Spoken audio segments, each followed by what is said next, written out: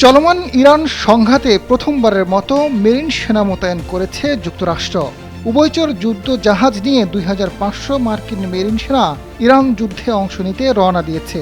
জাপানের ওকিয়ানাও ঘাঁটি থেকে যাত্রা শুরু করেছে 31তম এক্সপেডিশনারি ইউনিট, সঙ্গে রয়েছে ইউএসএস ত্রিপোলি, এমন খবর দিয়েছে আল জাজিরা। উভয়চর যুদ্ধ জাহাজ থেকেই মেরিনরা সরাসরি রণক্ষেত্রে নামবেন।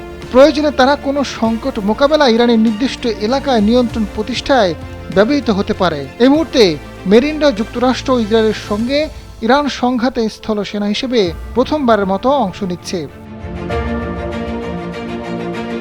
যুক্তরাষ্ট্রের এমন পদক্ষেপ থেকে এটা স্পষ্ট যে তারা এই যুদ্ধে ধীরে ধীরে নিজেদের সামরিক শক্তি বৃদ্ধি করছে এবং খুব দ্রুত এই যুদ্ধ শেষ করার কোনো পরিকল্পনা নেই বলে মনে করা হচ্ছে।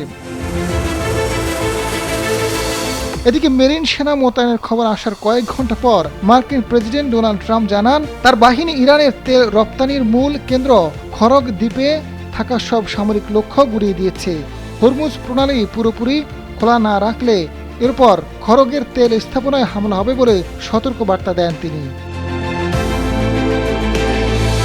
ডেস্ক রিপোর্ট, সময়ের আলো।